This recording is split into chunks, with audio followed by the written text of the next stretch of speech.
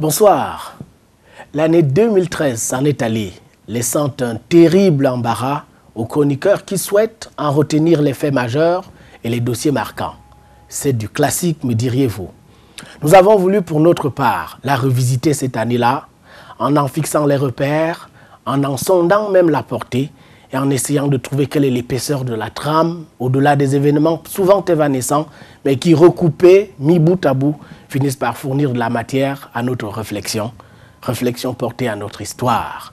Alors pour ce faire, nous avons fait appel à quelques figures marquantes, que vous connaissez sans doute, qui ont, à un titre ou à un autre, au long de ces dernières années, essayé de s'exercer à cette façon de voir, qui ont essayé de donner leur point de vue sur un nombre de questions d'importance.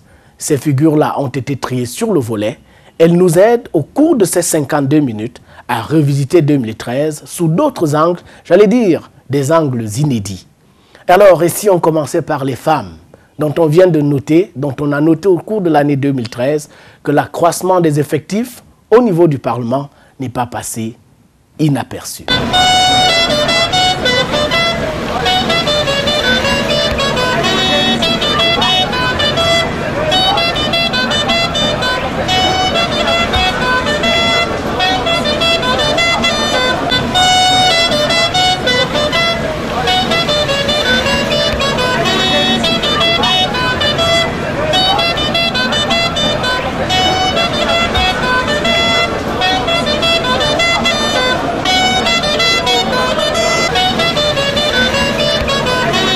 Professeur Justine Diffot, le chef de l'État qui salue les avancées et salue également la féminisation accrue des personnels politiques, notamment dans nos chambres parlementaires, à savoir le Sénat et l'Assemblée nationale. Qu'est-ce que ça évoque pour vous? Quel est le chemin parcouru jusqu'à présent?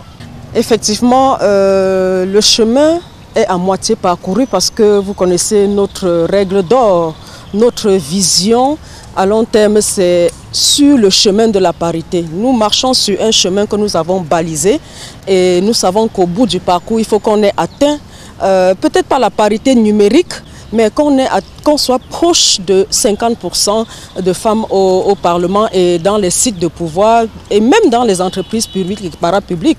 Le chef de l'État a dit qu'il y a eu des avancées remarquables à l'issue du scrutin, du double scrutin du 30 septembre 2013. Effectivement, c'est une avancée remarquable que d'avoir eu presque 32% de femmes au Parlement camerounais. Je rappelle qu'en 2007, elles étaient 25 femmes à l'Assemblée nationale.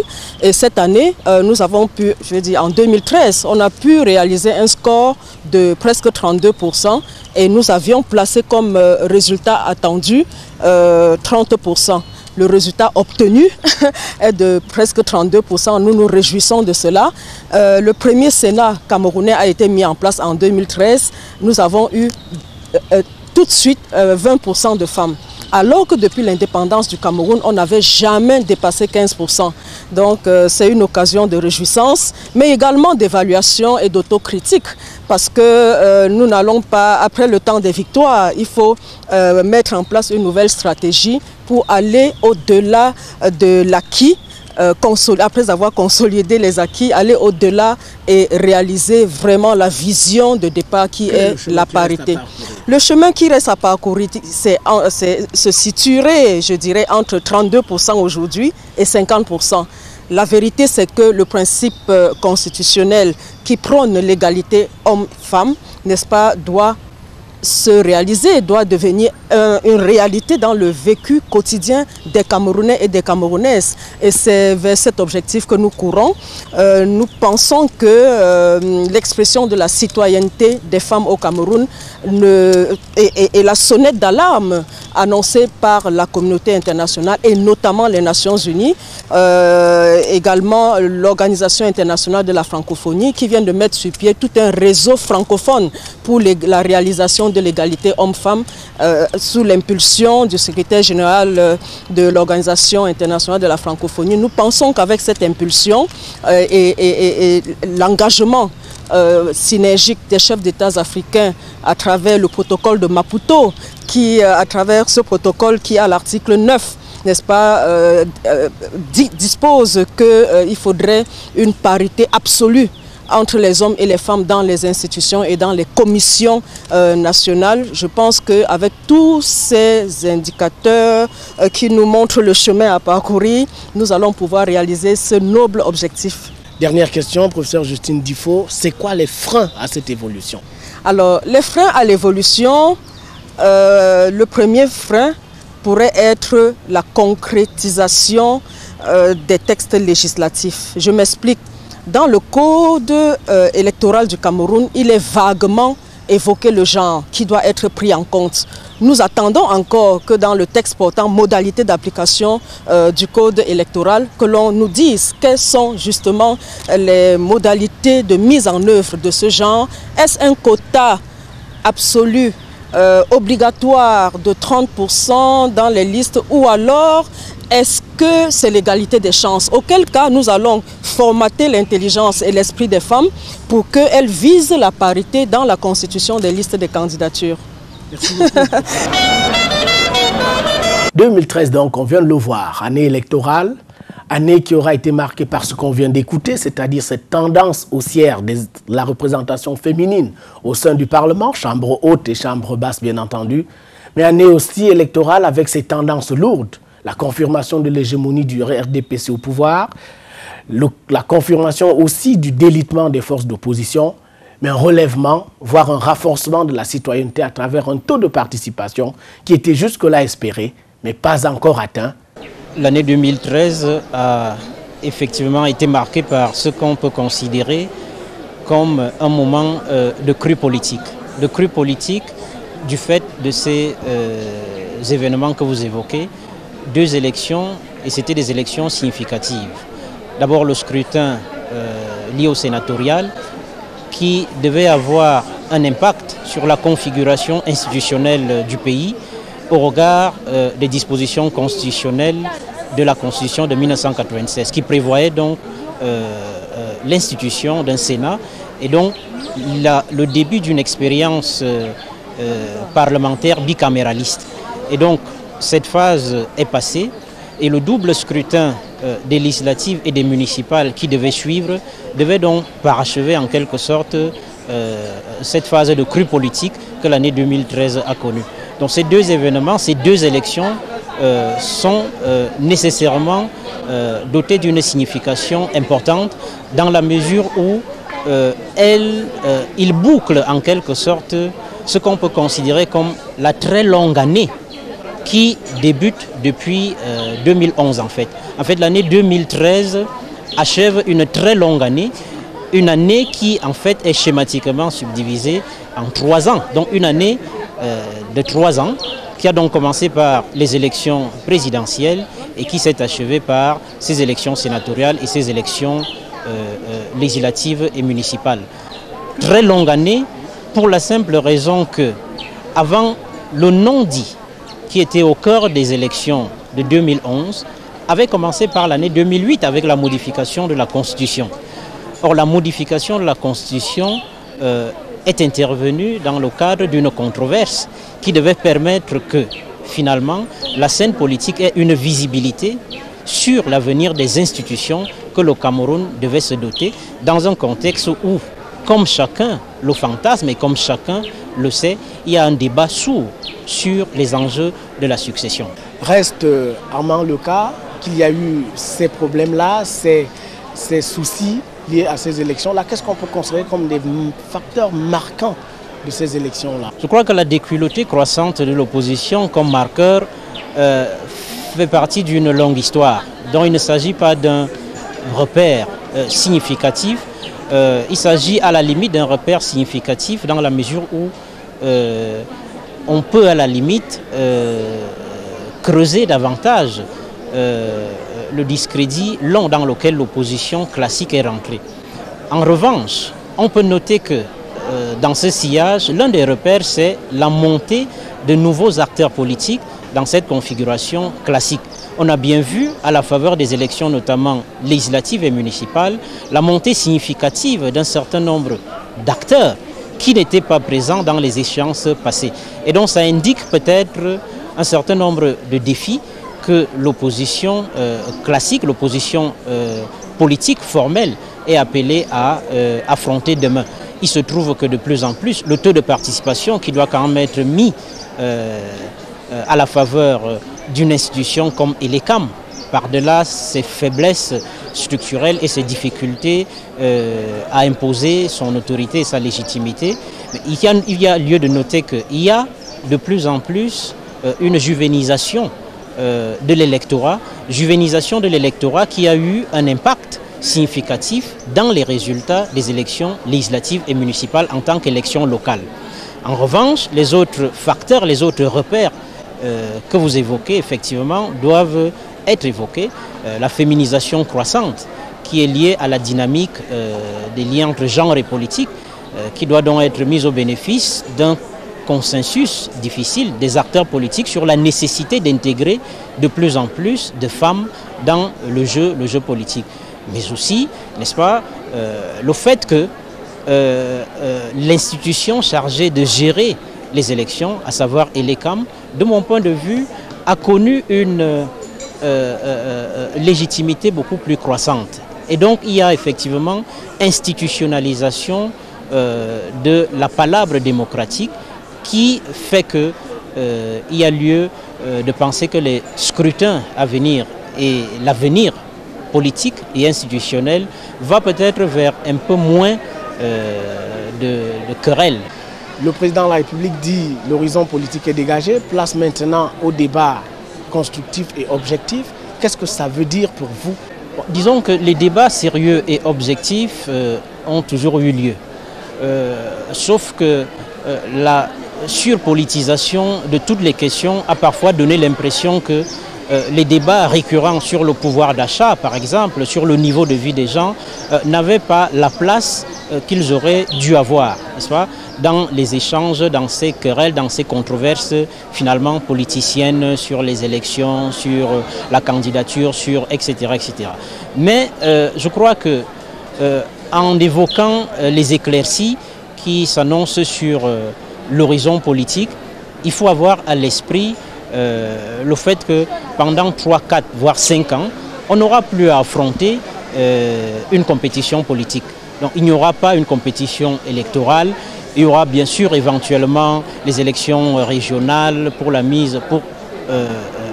faire avancer les problématiques de la décentralisation, etc., etc. Il y aura la mise sur pied probable du Conseil constitutionnel, mais de façon fondamentale, ce ne sont plus les thématiques politiques qui auront la préséance des discussions dans la mesure où ces thématiques politiques auront, disons, une place relativement secondaire au regard des autres questions qui touchent donc au pouvoir d'achat, au niveau de vie des individus, aux problèmes de sécurité, etc., etc.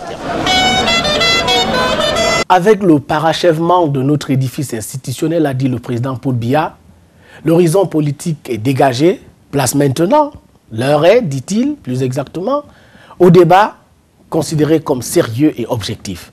Alors ces débats-là, ils portent sur l'économie puisqu'ils prennent en compte l'emploi, la croissance économique, etc. etc. L'économie camerounaise en 2013, mais quelle économie avec ces taux de croissance toujours aussi qui bégayent à la fleur de l'histoire, portant ainsi des démentis aux prévisions gouvernementales sans cesse confirmées. Professeur Tsafak Nanfosso, l'année. Merci, meilleur vœu à vous aussi. Alors j'ai envie de dire quelle année pose de la première pierre du second pont sur le fleuve Vouri à Douala, dont on dit beaucoup de choses, dont on attend beaucoup, mise en fonctionnement finalement de la centrale à gaz de Kribi pour ce qui est de l'énergie. Par où commenceriez-vous pour caractériser l'année 2013 du point de vue économique au Cameroun? Merci pour cette question. Je pense qu'on peut prendre la réponse sous plusieurs angles. Et le premier angle serait justement l'angle infrastructurel. Je crois que nous sommes rentrés dans notre pays dans une phase de grands travaux. Et parmi ces travaux, l'année qui s'achève a mis deux principaux en exergue. C'est le pont sur le Vouri, vous l'avez dit, et c'est la centrale à gaz de Kribi. Je crois qu'on a là deux éléments extrêmement forts, structurants pour notre économie, parce que le pont sur le Vouri permet de désengorger la ville, mais aussi d'accroître la qualité des biens échangés, d'ouvrir le pays sur d'autres et puis la sous-région, de faire en sorte que les régions soient elles-mêmes interconnectées. Cela est important pour le transport des passagers, c'est vrai, mais c'est surtout pour le fonctionnement de l'économie, même au sens des marchandises, des biens et services, etc., qui permettent au port de Douala de donner une rentabilité plus importante. Et puis la centrale à gaz de Kribi me paraît être là, nous sommes vraiment au cœur d'un des grands défis de notre pays, c'est la question énergétique. Là, on a un accroissement de 216 MW à peu près, qui permettent à la production d'énergie de satisfaire pour une bonne part, au moins sur la partie sud du Cameroun, une bonne part des besoins des entreprises. Et Dieu seul sait si les entreprises connaissaient des entraves sérieuses du fait d'un déficit énergétique. Mais au-delà des infrastructures, on peut aussi évoquer deux éléments clés qui ont marqué l'année économique au Cameroun. Le premier élément, c'est un peu, disons, le climat des affaires. Et sur le climat des affaires, on peut évoquer pas mal d'éléments, mais je crois qu'il y a un qui me semble fondamental, c'est la loi sur les incitations au secteur privé. Je crois que les opérateurs économiques, hein, quels qu'ils soient, JICAM, ECAM, MECAM et les autres, ont toujours mis en évidence le fait que l'investissement était obéré, était bloqué, était déprimé, bridé par le fait qu'il n'y avait pas une loi sur les incitations au secteur privé qui soit claire à côté de la charte des investissements et autres.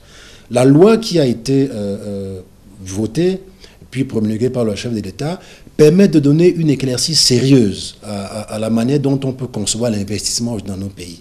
Pendant longtemps aussi, les acteurs économiques se préoccupaient du fait que quand les lois étaient votées, les décrets d'application ne passaient pas. Et donc ça créait un écart et une distance extrêmement importante. Là aussi, il faut saluer le fait que l'année 2013 qui s'est achevée a vu la signature de pas mal de décrets d'application de cette loi, si bien qu'aujourd'hui, il me semble quand même que les opérateurs économiques ont de quoi faire pour avancer dans leur volonté d'investir. Et le troisième élément, après les infrastructures, le climat des affaires, que l'on peut évoquer pour caractériser l'année économique au Cameroun, il me semble c'est quand même le financement même de l'économie. Là aussi, c'est un problème important qu'évoquent généralement les hommes d'affaires. Le financement de l'économie pose un problème, les entreprises veulent être financées, il n'y a pas moyen, elles se tournent vers les tontines, le secteur bancaire a des problèmes de financement, etc. Et pourtant, on parle de surliquidité. Et pourtant, on parle de surliquidité. Alors justement, à propos de la surliquidité, ce qui s'est passé cette année, et les derniers numéros de Cameroun Tribune permettent de s'en rendre compte, il y a eu deux décisions importantes qui ont été prises dans l'un des derniers comités monétaires, comité de politique monétaire. La première décision, c'est la baisse du taux directeur donc de la BA qui permet donc d'accroître les possibilités de crédit pour nos entreprises. Mais surtout, le fait que les titres émis par les États, et notamment non par le Cameroun, deviennent aujourd'hui des collatéraux. Qu'est-ce que ça veut dire? Ça veut dire que les banques peuvent utiliser ces titres aujourd'hui pour ester en termes de refinancement de l'économie. Ceci est extrêmement important. Ça veut dire que l'un des problèmes que connaissaient les banques, c'était leur capacité à financer de façon longue notre économie. Dans les différentes mesures qui ont été mises en place, en 2013, il y a cette décision du comité de politique nationale disant que les banques peuvent maintenant utiliser les obligations des États en termes d'éléments à mettre sur la table pour financer les économies. Donc, ça peut accroître la longueur des crédits qu'elles vont octroyer aux entreprises. Ça, c'est extrêmement important. Et outre cette décision au niveau de la BEAC, donc qui est une décision révolutionnaire même, on peut le dire, outre cette décision de la BEAC, il ne faut pas oublier le crédit bail. L'État a quand même mis sur la table 5 milliards, gérés par des institutions bien connues de la place, Camnis et autres, pour accompagner les entreprises qui se plaignaient précisément de l'incapacité de l'économie à apporter des financements sur, les financements sur ce qu'on appelle le haut du bilan, les matériels, les outils, des choses comme ça. Avec ces différents éléments, on peut dire que sur le plan économique, l'année n'aura pas été mauvaise, si on peut le dire comme ça. Il y a quand même quelques avancées sur un certain nombre de plans qu'on peut saluer. Reste l'éternelle question du gap entre le taux de croissance espéré, escompté par les pouvoirs publics, souvent annoncé dans les lois des finances, et le taux de croissance réel. Pour ce qui est de 2013, on était parti sur une hypothèse fort généreuse de 6,1%. On se rend compte que finalement, on est à 4,3, 4,4%. Est-ce que 2013, de ce point de vue, vous aura marqué d'un certain point de vue? Oui, 2013 m'aura marqué, et 2013 s'inscrit en fait dans la continuité d'un certain nombre de déceptions qu'il faut bien mettre en évidence. Je faisais remarquer récemment, lorsque nous avons eu l'occasion de présenter au public un ouvrage collectif récemment, je faisais remarquer aux participants à cette rencontre que je suis assez déçu par le fait que depuis le 2009, alors qu'il y a 2 documents extrêmement importants qui ont été mis sur la place, à savoir la vision, Cameroun Vision 2035 d'une part, et puis le document de stratégie pour la croissance et l'emploi d'autre part, depuis 2009, ces deux documents ont une ambition importante de croissance économique. Et de 2009 à 2013, aucun des taux prévus dans ces documents n'a été réalisé par notre économie. C'est un problème important. Je crois qu'on a un problème important de suivi et évaluation. Et je le faisais remarquer déjà à cette occasion, vous me donnez l'opportunité de le redire. Il faut qu'on maîtrise exactement quels sont les ingrédients qu'il faut pour que les taux que l'on se donne soient respectés. Parce que j'imagine bien que si ces taux figurent dans ces documents, ça signifie qu'on avait mis en place une ingénierie pour y arriver à ces taux de croissance-là. On a une évolution qui est très importante et qui ne peut d'autant plus garantir notre évolution vers l'émergence que s'ils sont respectés. Comme vous le savez, une des caractéristiques de l'émergence, c'est la capacité des pays à produire des taux de croissance qui s'inscrivent dans la durée et qui sont continuellement élevés. Les taux qui ont été donnés sont progressivement élevés et même jusque-là, nous ne les respectons pas. Ça pose quand même un problème de fond sur notre capacité à tenir nos propres engagements. Il faut un système de suivi, évaluation avec des indicateurs précis, une équipe de personnes capables de tirer les sonnettes d'alarme lorsqu'il faut tirer les sonnettes d'alarme et d'appuyer sur les leviers, sur les différents boutons qu'il faut au niveau des administrations qu'il faut. C'est extrêmement important parce que si nous n'arrivons pas à tenir nos propres engagements vis-à-vis de nous-mêmes, on sera surpris d'avoir des prévisions comme ça. Là, on passe de 6,1 à 3 et quelques poussières. Ce qui est décevant pour les possibilités que l'on aurait pu avoir dans ce cadre-là, en termes de financement de l'économie, en termes de création des richesses, en termes de création des emplois, etc. Je crois que là, sans la croissance, nous n'arriverons pas à avoir les résultats que nous voulons escompter. Et seule la croissance peut nous permettre de les avoir, notamment en termes de réduction de la pauvreté. Et c'est quoi les clés pour cette croissance? Renouer avec la correspondance, la cohérence entre les prévisions du gouvernement, des pouvoirs publics et les réalisations effectives en termes de taux de croissance. Je crois que l'une des clés, et il faut en parler de façon peut-être plus appuyée qu'avant, c'est des questions de gouvernance. Aujourd'hui, la gouvernance apparaît comme étant un élément clé qui obère le fonctionnement de nos économies et leur capacité à produire les résultats escomptés. La question de l'investissement est une question récurrente. Nous savons dans notre pays que nous avons besoin d'un taux de croissance d'investissement de l'ordre de 30, en fait un peu plus même, en termes de PIB. Il faut qu'on aille jusque-là. Aujourd'hui, on est un peu moins que ça. On est à 25, 27. J'ai cru voir dans les derniers chiffres qu'on projetait un taux de croissance de cet ordre-là. Je m'en réjouis. Encore faut-il qu'on puisse y arriver. Je suis persuadé aussi que les différents projets d'investissement qui au Cameroun pourraient permettre d'atteindre de tels taux de croissance. Il faut qu'on les ait. Parce que c'est la croissance qui va permettre précisément une augmentation de l'activité. Et quand l'activité augmente, on peut espérer, par un effet multiplicateur et un système vertueux, que l'économie soit bénéficiaire de cela et que tout ce que nous en attendons en termes de richesse, d'emploi, puisse être atteint. Donc, la gouvernance me paraît fondamentale. Après la gouvernance, on a la question de l'investissement. Il faut que nous arrivions à accroître substantiellement notre capacité à investir. Et puis, il faut que nous bénéficions de notre leadership en matière d'intégration régionale. Je crois que là aussi, et d'ailleurs c'est l'un des éléments que je voulais souligner en termes d'année économique au Cameroun, le premier étant la question des agropoles, on ne le dit pas assez, mais la mise en place des agropoles est extrêmement importante pour mutualiser un certain nombre de forces économiques que nous avons. Et de notre côté, la volonté des États de la CEMAC, sous le leadership du Cameroun, de réviser le programme économique régional. L'année 2013 qui s'est achevée a vu une rencontre d'experts à Douala mettant sur le tapis l'idée d'une révision du programme économique régional qui peut nous permettre d'aller plus loin que ce qui était prévu maintenant. Cela est extrêmement important parce qu'on sait bien que la régionalisation de notre pays lui permet d'accroître aussi sa capacité d'action au niveau régional, mais aussi au niveau économique, en termes d'exportation, d'importation et cela. Je crois qu'on a là un certain nombre de leviers sur lesquels on peut s'appuyer pour imaginer un avenir meilleur à partir de ce qui a été fait en 2013.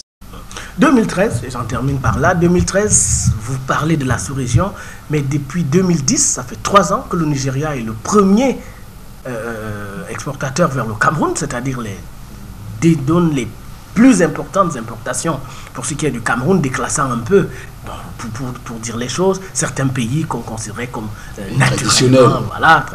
C'est quoi la clé et qu'est-ce que ça marque pour l'économie camerounaise? La question du Niger est une question que nous avons eu l'occasion d'évoquer à maintes reprises. Je pense que le Cameroun en particulier et la CEMAC en général ne peuvent plus faire l'économie de leur rapprochement décisif avec le Nigeria. Le Nigeria, c'est la plus grande économie de notre espace. C'est le Nigeria qui permet à notre région de devenir une région attractive. La CEMAC, c'est 35 millions d'habitants à tout casser.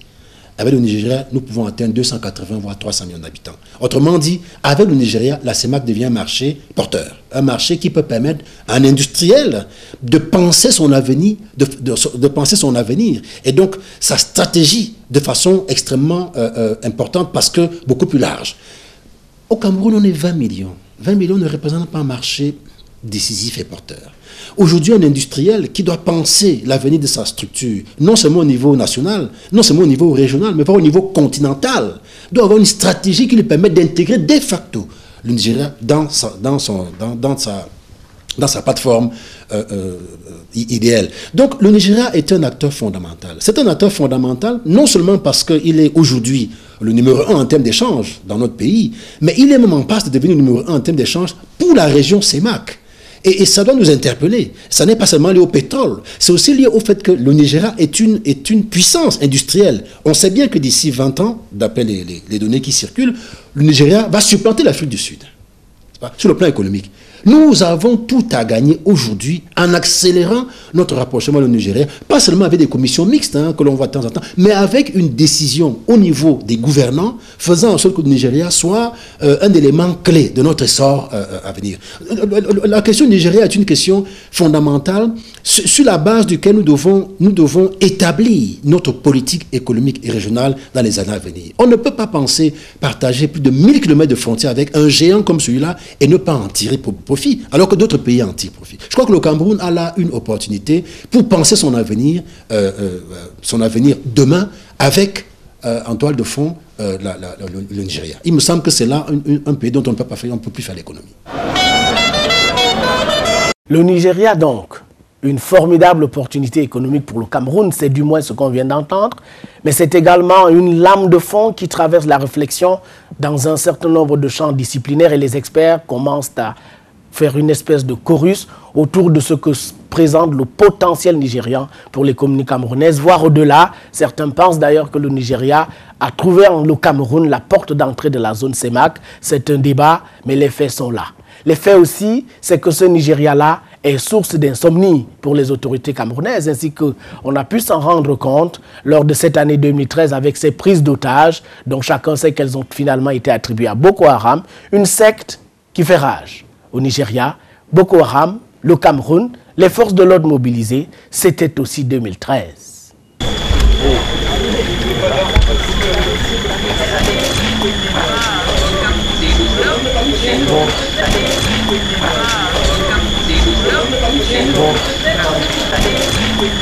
Voilà. Oui. Ce soir, je crois. Alors très bien, avec plaisir. Un grand merci encore et je vous dirai ce soir. Voilà. Bonjour Joseph Vincent Toulaye-Bodé, 2013, une année particulièrement éprouvante pour les forces de l'ordre camerounaises en raison des prises d'otages qu'on sait. Comment le spécialiste que vous êtes analyse-t-il ou a-t-il perçu le déploiement des forces de l'ordre face à cette menace qui est transfrontalière? On va d'abord préciser que 2013 n'a pas seulement été éprouvante pour les forces de l'ordre, parce que ça donne l'impression que ce n'était qu'une affaire de sécurité intérieure. Ça a été éprouvante pour les forces de défense et les forces de sécurité, c'est-à-dire ceux qui font la lutte transfrontalière. Vous l'aurez compris, le déploiement a été à l'allure ou a pris l'orientation de la perception réelle des menaces aux alentours de nos frontières, puisque comme vous le savez, il y a eu création de nouvelles unités pour faire face à la montée en puissance de l'insécurité transfrontalière, aussi bien dans la partie septentrionale du pays que dans la partie orientale du pays. Il y a eu des nouvelles unités, mais vous savez aussi qu'il y a eu plusieurs descentes sur le terrain, mais au même moment, vous savez aussi qu'il y a eu ce qu'on pourrait appeler une projection des forces de sécurité pour la première fois, un nombre très élevé en Afrique centrale dans un pays voisin. Cela signifie qu'on a pris la mesure de la menace. On a pris la mesure de la menace, mais comme vous savez, tout ne dépend pas de nous. C'est l'état de l'effondrement de la Centrafrique.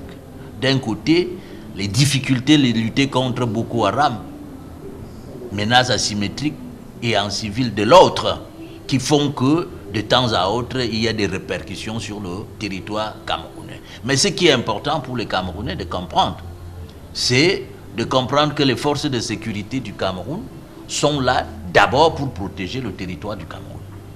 Et donc, c'est aux autres États qu'incombe la responsabilité de maintenir la sécurité sur leur propre territoire également. Mais lorsqu'il y a faille sur ces États, on a inévitablement des effets collatéraux sur le Cameroun. Et le Cameroun ne peut réagir efficacement que lorsque ces effets commencent à menacer, à entrer sur son territoire. La stature ou la mission des forces de sécurité ici, c'est d'empêcher à quiconque n'a pas obtenu l'autorisation d'entrer au Cameroun de forcer cette entrée. Et voilà pourquoi il y a toujours des attaques au niveau de la frontière et que le Cameroun réagit. Maintenant, il y a un courant qui pense que le Cameroun devrait exercer le droit de poursuite. Alors si on exerce le droit de poursuite, la première chose c'est qu'on déclare la guerre, la deuxième chose c'est qu'on change de posture. Jusqu'à présent, le Cameroun gère toutes ces menaces transfrontalières à partir de ses forces de sécurité.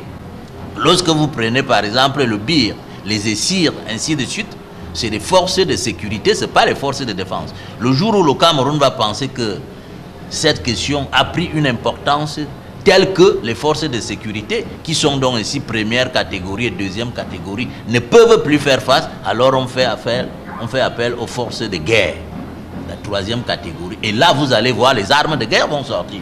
Mais on ne peut pas sortir les armes de guerre avec un pays qui n'a pas envoyé des troupes militaires, parce qu'on peut aussi penser que c'est la débandade de tout ce qui se passe à Bangui, mais aussi le recul de tout ce qui se passe, de la lutte qui se passe contre Boko Haram au Nigeria, qui fait qu'on pénètre le territoire camerounais. Pour ce qui concerne particulièrement Bangui, vous aurez compris qu'à partir du moment où les bandes sont abandonnées à elles-mêmes et qu'elles n'ont rien à manger, nécessairement, elles vont chercher à attaquer, ne serait-ce que pour braquer. Là, on peut trouver quelque chose à manger. Donc pour nous, c'est du grand banditisme. Et c'est les forces formées pour lutter contre le grand banditisme que le Cameroun a jusque-là déployé. Voilà pourquoi on parle du BIR. Le jour où la perception va changer au Cameroun, c'est-à-dire qu'on pense que maintenant on s'approche d'un état de guerre, les gens vont voir les chars et le BIR va reculer un peu. Au cœur de ces transactions apparaît un acteur majeur qu'on appelle Boko Haram. Qu'est-ce qui fait sa force? Qu'est-ce qui fait qu'il ait pu avoir des ramifications jusqu'au Cameroun? Alors ce qui fait la force de Boko Haram, on va dire, c'est parce que c'est un acteur qui agit sur le champ identitaire. Qu'est-ce que je voudrais dire? Le champ identitaire est un champ collectif. C'est-à-dire à partir du moment que vous pensez que nous devons agir comme ethnie, comme race, il n'y a pas une autre pulsion aussi galvanisatrice. Alors, tout le pourtour de Boko Haram tourne autour de l'identité religieuse. C'est la première chose qui fait véritablement sa force. La deuxième chose, c'est que c'est une force asymétrique qui est en civil, qui se dissimule. Et comme vous le savez, la religion est transnationale. J'allais dire même universelle. Cela signifie lorsque les gens ont l'impression que vous êtes discriminés sur la base d'une religion, ils ne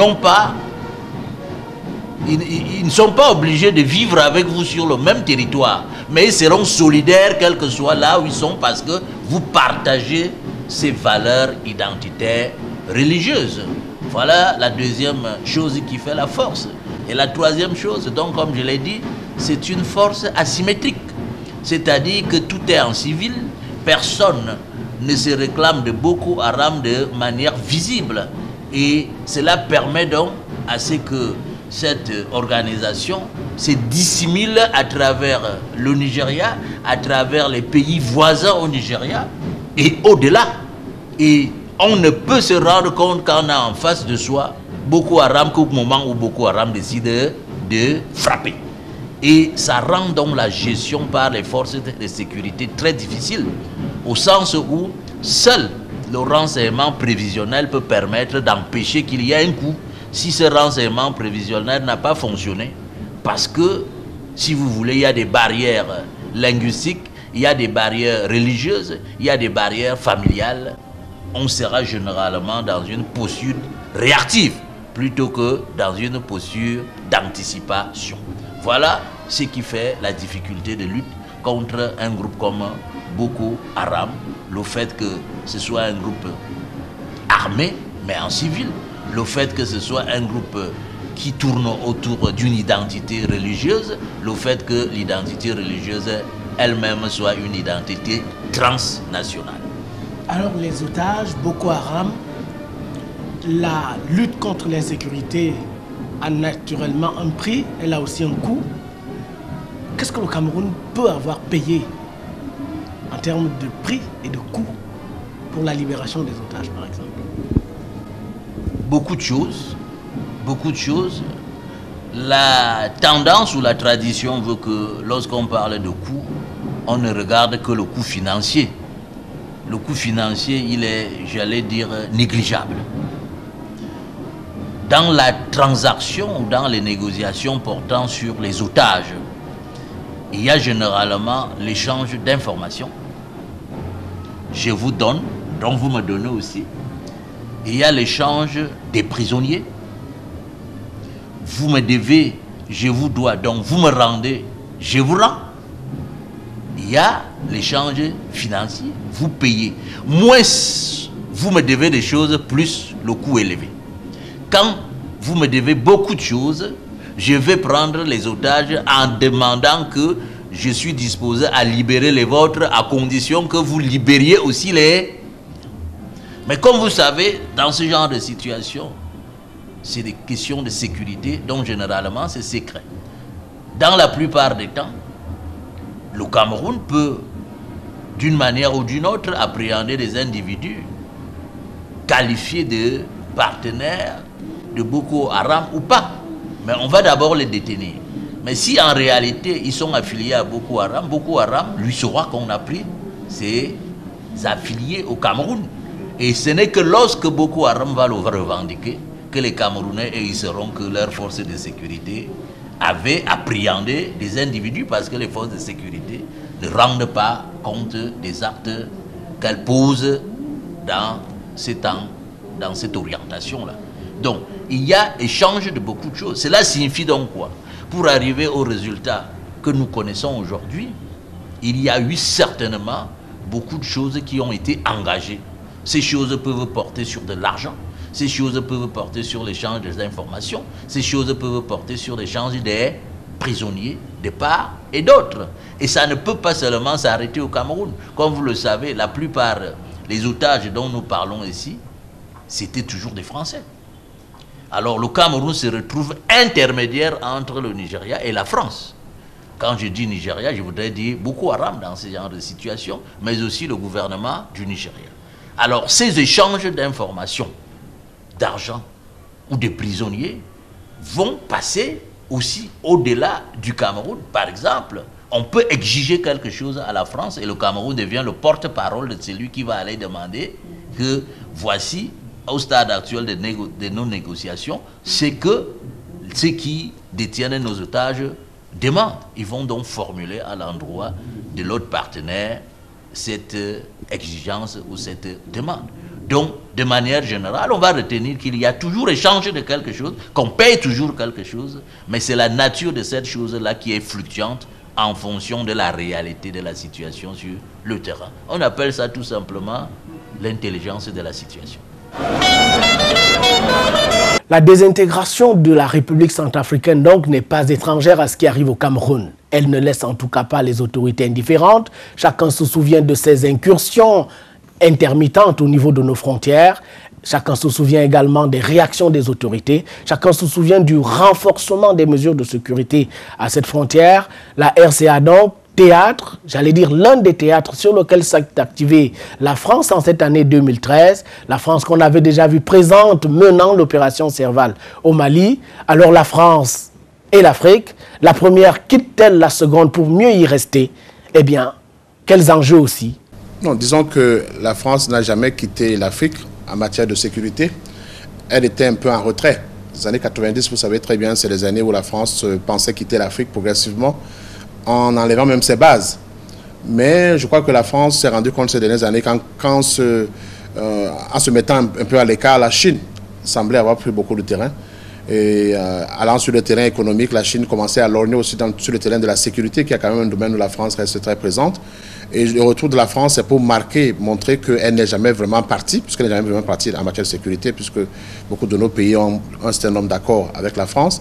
Mais là aussi, c'est pour marquer que même si elle ne veut pas ce nom de gendarme de l'Afrique, elle a quand même une expertise africaine avérée et qu'elle voudrait prouver. Et elle voudrait, au nom d'un certain nombre de valeurs, montrer qu'elle est toujours présente, partante, et que le théâtre africain est un théâtre qu'elle connaît mieux que beaucoup d'autres.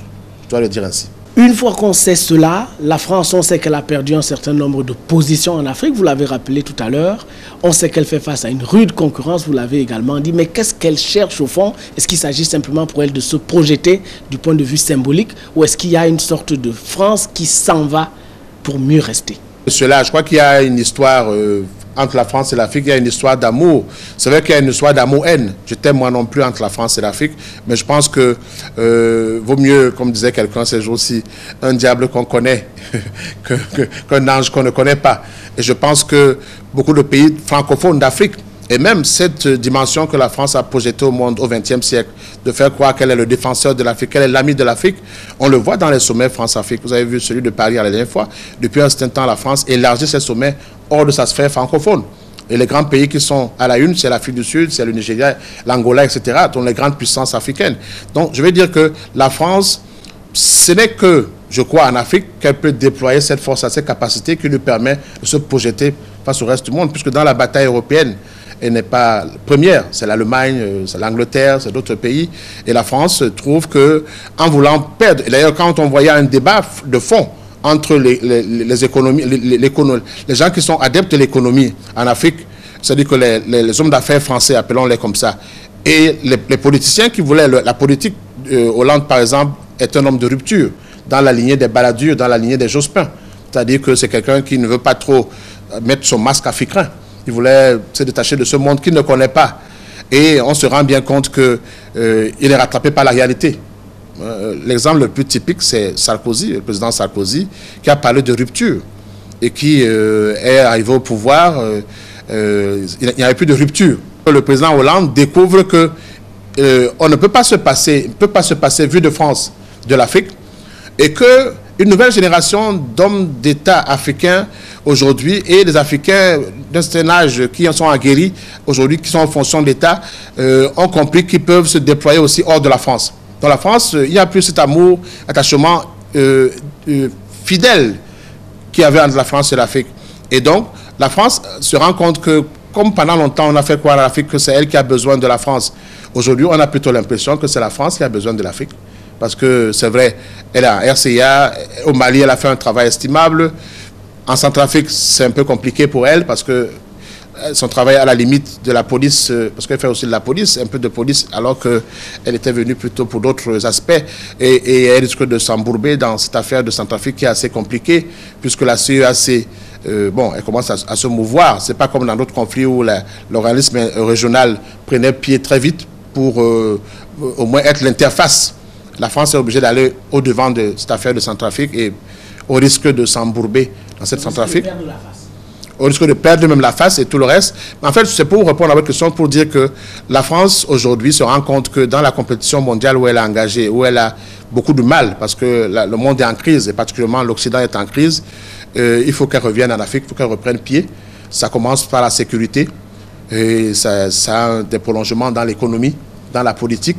Ça va certainement avoir des ouvertures dans l'immigration, parce que vous savez qu'avant, la France se fermait progressivement, mais on essaie d'avoir un débat en France en ce moment, d'ouvrir au moins la France à un certain nombre de catégories, ce qu'on appelle l'immigration choisie. Donc je crois que la France veut revenir en Afrique, sauf qu'il faudrait qu'elle s'habitue à savoir qu'elle n'est plus seule et qu'elle fera face à la concurrence et que nos chefs d'État aujourd'hui savent jouer de cette concurrence qu'il pourrait avoir entre d'autres puissances occidentales et les pays émergents et d'autres pays africains, même comme l'Afrique du Sud, sur le théâtre africain. Ce n'est plus seulement la France et l'Afrique. On est sorti progressivement de face à face avec l'Afrique et qui nous permet, pour ceux qui le veulent, de sortir de cette ambiance néocoloniale à laquelle ce que les gens appellent France-Afrique et qui a eu cours pendant de nombreuses années dans notre pays. Alors qu'ainsi les soucis de sécurité à nos frontières accaparaient les tensions, on a fini presque par en oublier cette autre forme d'insécurité qu'est la criminalité urbaine, avec ses points forts, ses points majeurs, ses symboles aussi, ainsi qu'on a pu s'en rendre compte avec le quartier Mimboman à Yaoundé, au cœur de la capitale, quartier Mimboman devenu finalement une scène emblématique de ce que peut être ce qu'on a considéré dans le vocabulaire ambiant comme les crimes rituels. Mais à bien y regarder, ces crimes-là, il paraît qu'ils sont porteurs d'enseignements plus profonds encore. Le crime rituel est une expression qui est constituée de deux mots, crime et rite. Un crime, c'est quoi? Un crime, c'est un anthropocide, c'est-à-dire le meurtre d'un être humain. Comprenez que si vous tuez une chèvre, si vous abattez un arbre, cela ne peut pas être considéré comme un crime. Un crime, c'est un anthropocide. Et le rite, c'est quoi? Le rite, c'est l'un des deux éléments du phénomène religieux qui permet à ce dernier de se présentifier, de s'objectiver dans la société. Parce que le phénomène religieux est constitué du mythe et du rite. Et par définition, le phénomène religieux est extra-sociétal. Donc il est en dehors de la société. Le mythe permet donc de dire cette chose-là qui est en dehors de la société. Et le mythe permet, et le rite permet de l'actualiser, de le présentifier. Évidemment, les crimes rituels auxquels vous faites allusion, ceux de Mimboman, ont un certain nombre de caractéristiques. Les victimes, dans leur écrasante majorité, étaient des jeunes filles dont l'homme, dans sa féminité et les organes qui étaient prélevés, on a entendu parler du cœur, on a entendu parler du sexe, de l'orifice vaginal, et ces crimes étaient précédés de rapports sexuels. Et puis, le moment même où ces crimes-là sont effectués, sont commis, l'année 2013. Je ne voudrais pas revenir sur la sémantique, la symbolique qui entoure le chiffre 13. C'est un chiffre qui est une sémantique qui est suffisamment documentée.